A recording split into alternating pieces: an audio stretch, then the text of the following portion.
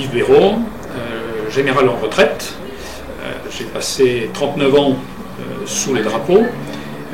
J'ai été en première carrière, j'ai fait une deuxième carrière au sein d'associations traitant de civisme et plus largement de développement du patriotisme en France, mais avec des contacts à l'étranger. Alors, la démocratie, telle qu'elle est conçue, c'est le pouvoir du peuple, par le peuple, pour le peuple, et j'ai le sentiment très vif que depuis un certain nombre d'années, le peuple a complètement perdu ce pouvoir par le biais de la manipulation, parfois éhontée de l'opinion, parce que l'on appelle parfois la fabrique du consentement. Donc les gens ont perdu leur libre arbitre. Dans la démocratie, dans l'exercice de la démocratie, il me semble en effet indispensable qu'il y ait la possibilité d'avoir une information complète, la plus objective possible, donc forcément variée, et qu'il n'y ait pas systématiquement de tentative de nous imposer une pensée unique. Actuellement en France, mais dans les autres pays européens, que je suis un petit peu au titre, je dirais, d'un intérêt métapolitique, plus que politique, surtout pas politicienne. Donc dans tous ces pays que on s'emploie à couper des racines réelles de ce qui a fondé leur civilisation européenne et nationale. On a focalisé sur un certain nombre d'aspects, en particulier après 1945 la recherche de la paix, mais je pense sincèrement que les peuples ont été trompés, on leur a proposé de fausses idées, on a retiré toute aspiration à la transcendance, on a essayé de supprimer tout sens de la beauté des sentiments, de la beauté des paysages, de la beauté de l'habitat, enfin, etc., de la beauté en général, en proposant une société aseptisée, matérialiste, strictement matérialiste, c'est important, et globalement athée. Alors, de temps en temps, dans les réflexions sont proposés des aspects plus religieux ou spirituels, mais c'est de plus en plus rare. J'habite en Vendée, où nous avons eu à lutter pour protéger nos statues de Saint-Michel, protecteur de la ville, et de leur quartier, etc., contre des gens, il faut les nommer, que l'on appelle libres penseurs, dont la caractéristique principale est d'empêcher les autres de penser librement.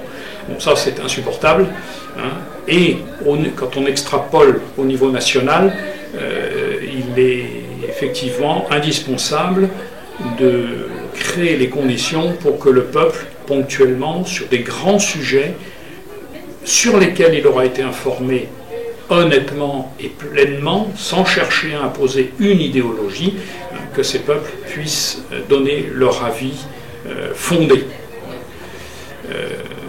Je pense qu'on n'en est pas là du tout, bien au contraire, nous sommes dans une période de conditionnement complet des populations, tous les moyens sont bons, les gens vivent dans l'angoisse, et quand on est angoissé, on ne pense pas sereinement, et pour pouvoir faire des choix, il faut de la sérénité. Le RIC, oui, je vais être honnête, j'ai entendu le sigle, j'essaye de voir ce qu'il peut y avoir derrière. J'ai imaginé qu'un certain nombre de gens sauraient structurer le montage de ces référendums, mais il serait quand même préférable qu'ils viennent des autorités. C'est légal, c'est constitutionnel, ça figurait dans plusieurs programmes politiques. Pour l'instant, c'est une parole creuse. Ce n'est plus d'ailleurs le gouvernement français qui décide de notre avenir sur nombre de domaines, mais c'est une espèce une élite européenne autoproclamée, qu'on appelle la Commission européenne, qui est composée de technocrates qui subissent eux-mêmes des influences, et ces influences sont clairement issues d'un système dictatorial au niveau du continent, avec en plus l'impression que le continent sert de prototype dans un certain nombre de domaines. Voilà. Et cela, est-ce que ce n'est sûrement pas pour les peuples? Désolé, vous connaissez l'accent allemand, je sais ce qui est bon pour vous. Hein? Non, ces gens-là ne font pas ce qui est bon pour nous, forcément. Ils suivent une idéologie, veulent nous l'imposer. Les dirigeants français sont parfaitement mis dans la boucle, ils ont été choisis pour cela, non pas par les peuples qui ont été, à mon avis, lors des élections, abusés complètement, ils ont été désignés par une élite non seulement de technocrates européens et d'oligarques planétaires qui ont des projets, et ces projets ne seront jamais soumis, bien sûr, à l'initiative populaire, c'est évident. Par contre, sur les questions, sur l'élargissement de l'Europe, sur la guerre ou pas la guerre, vous demanderez leur avis aux Français et aux autres Européens, êtes-vous sûrs de vouloir aller faire la guerre en Ukraine, de prendre parti beaucoup plus ouvertement au titre d'une association ou d'une organisation ou une autre?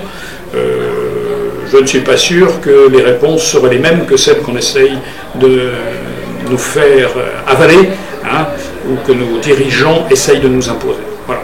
Pour des tas de raisons, en particulier, je trouve que je suis aussi catholique, que j'ai le devoir d'aimer mon prochain, c'est pas innocent, je suis désolé, mais je le revendique, et me demander mon avis, pour ce qui me concerne, pour ce qui concerne ma vie, mais dans toutes les dimensions, à commencer par celle de mon âme, puis celle de mon esprit. Oui, j'aimerais bien qu'on me demande de temps en temps mon avis, autrement que dans des élections où j'ai l'impression qu'on ne le demande pas.